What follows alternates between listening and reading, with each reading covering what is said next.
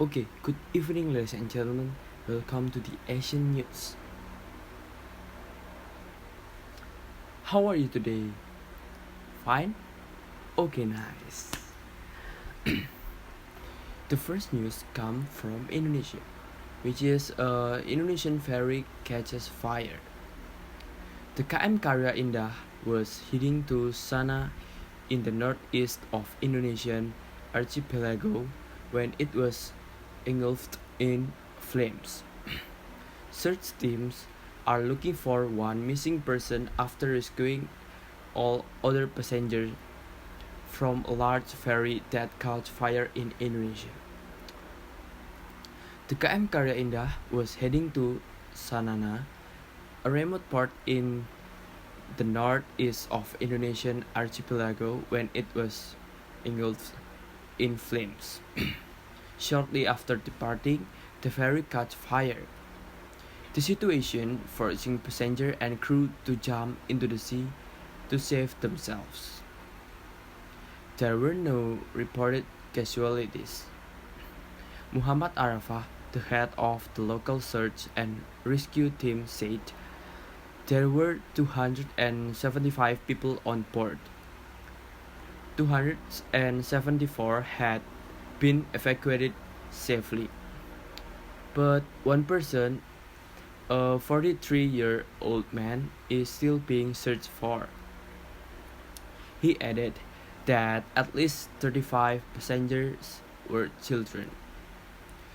Dozens of rescuers are still scouring the area of the missing person. Images shared by the search and rescue agency showed the large ferry boat enveloped in thick, dark smoke while passengers in life jackets were rescued by rafts. More than a dozen crew members have been detained and questioned by the local police to determine the cause of the fire.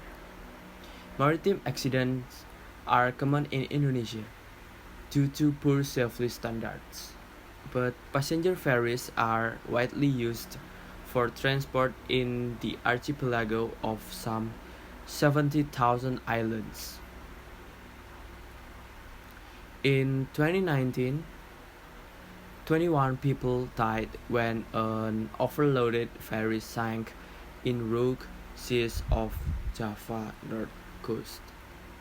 In 2018, around 160 people drowned when an Indonesian ferry sank into the depth of one of the world's deepest lakes on Sumatra Island, and more than 300 people are estimated to have drowned in 2009 when a ferry sank between Sulawesi and Borneo. I hope by this accident the government will be more serious to handle the public transportation, especially the maritime transportation. We will move to the next news. As we know, in May we can see the rare phenomena which is lunar eclipse. A total lunar eclipse or a super blood moon will be visible in Indonesia on Wednesday, stated Markiono, head of the Kupang Geophysical Station of the Indonesian Agency for Meteorology, Climatology and Geophysics, or in Indonesia we call it BMKG. The process of a total lunar eclipse will take place from 60:46 p.m. until 90:28 p.m. local time.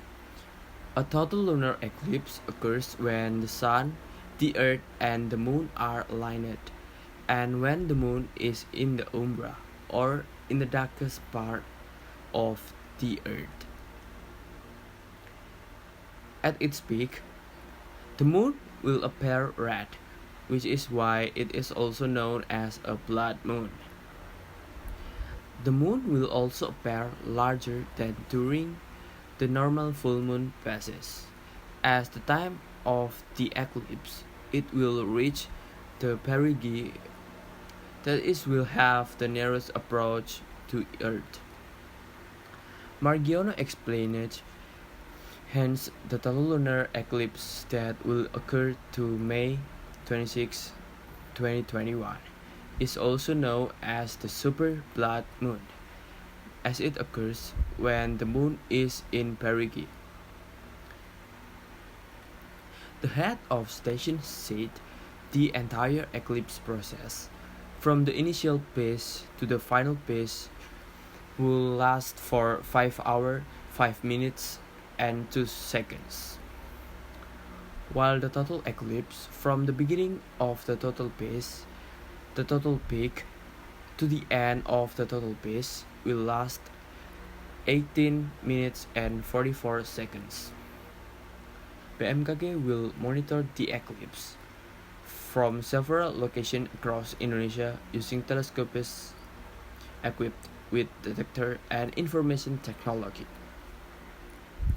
And the result of its observation will be published in BMKG webpage.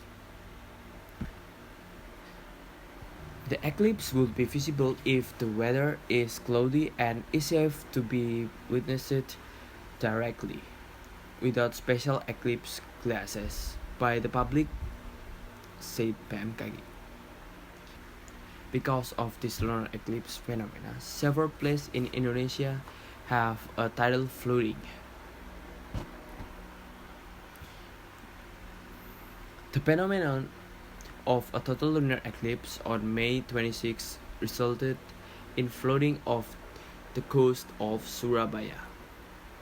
Until Thursday, 27 May, high tide inundated Kalimas Baru Street leading to Tanjung Perak Harbor. There has been a tidal flood on Kalimas Baru Street toward the port of Tanjung Perak since 9 a.m.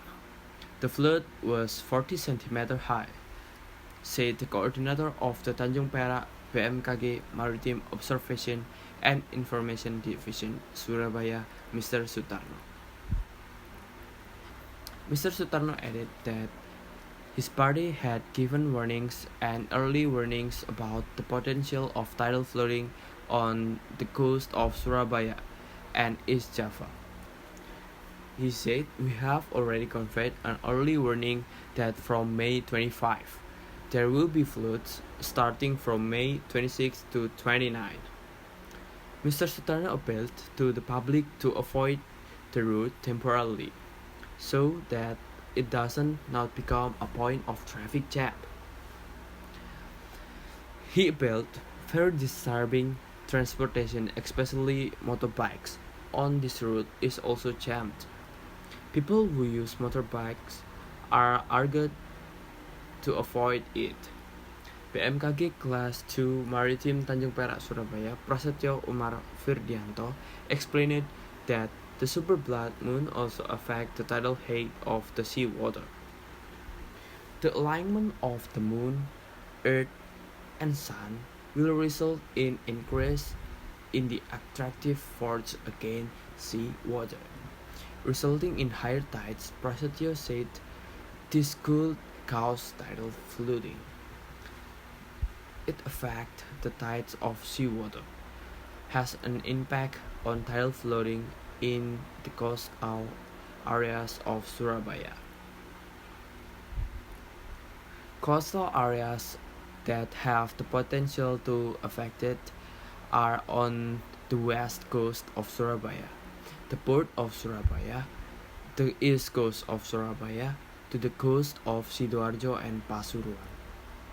Prasetyo appealed to people on the coast to be more vigilant because the nature of the tidal water is slippery to corrosive, which is dangerous for vehicles.